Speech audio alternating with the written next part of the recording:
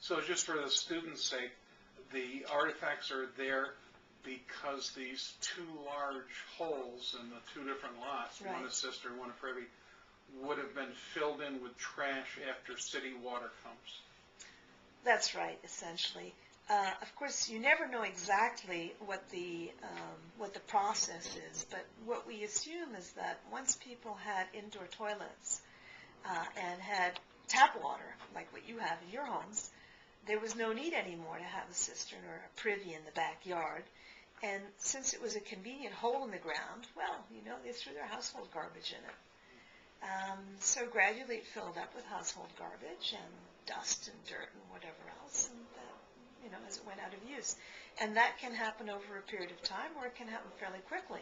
Mm-hmm. But you figure out how much garbage you have, and very likely, once people decide that they're going to start filling up the privy, it's going to fill up pretty quickly, right, with household garbage. So really, you figure that within a matter of years, maybe 10 years or less, you can fill up that hole in the ground, even if it is 6 feet deep.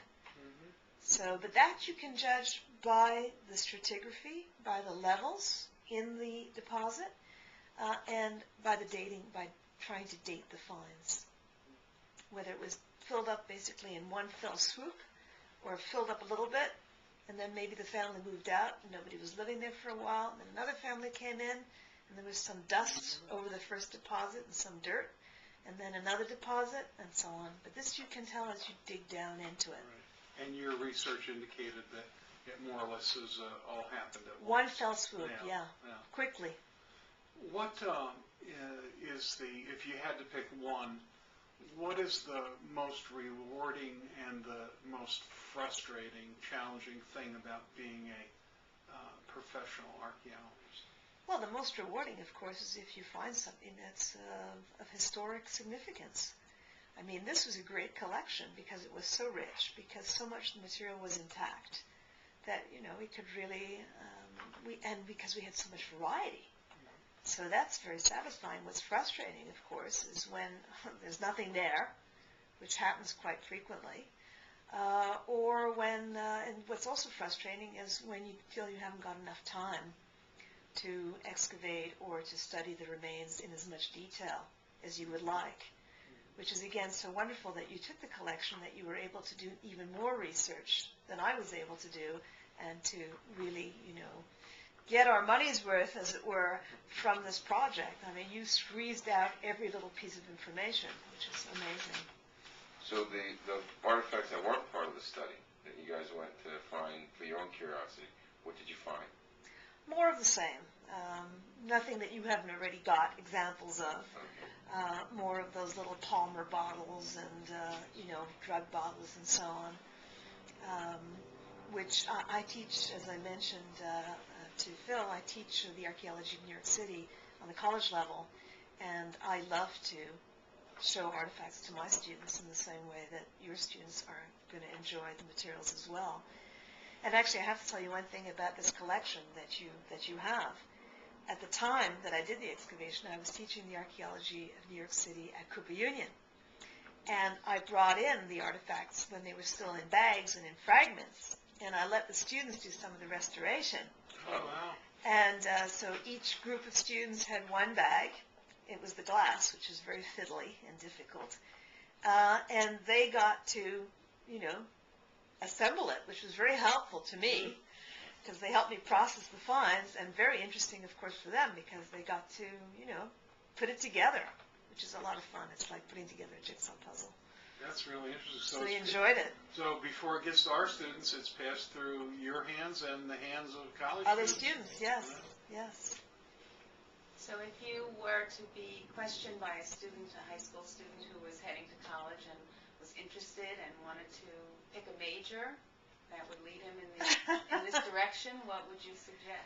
Well, I wouldn't suggest that they do archaeology, that they try to do archaeology as a career.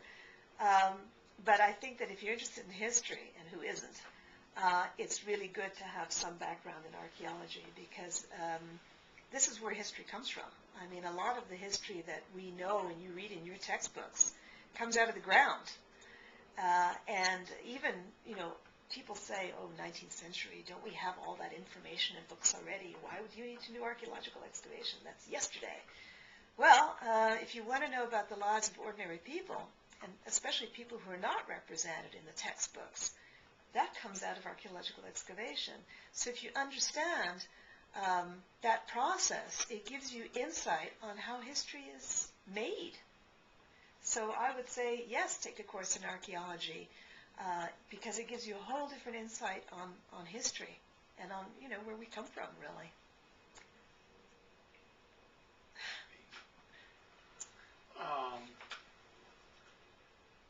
You saw, Dr. Bergoffen, some of the things that we are putting together for the teachers and the kids, and we're just wondering if there's anything you wanted to ask us or any final comments about the project. I know you've made some already. Well, I think you've just done an amazing job, and I'm very impressed by the additional research that you've done and your visit to the rubber factory and all your field work. And I mean, you did it the right way. Unfortunately, with contract archaeology, we're rather limited in terms of the amount of time that we can put into research. And as I told you, I mean, I already put in much more time than one normally does because it was such an interesting collection. But I'm so happy that you have gotten, as I said earlier, every last bit out of this collection. And I think that your students are going to enjoy it tremendously, because there's nothing that brings history to life more than, and you were saying this earlier, than when you're actually holding in your hands something that somebody actually used 150 odd years ago. It gives it an immediacy that reading a book just doesn't do.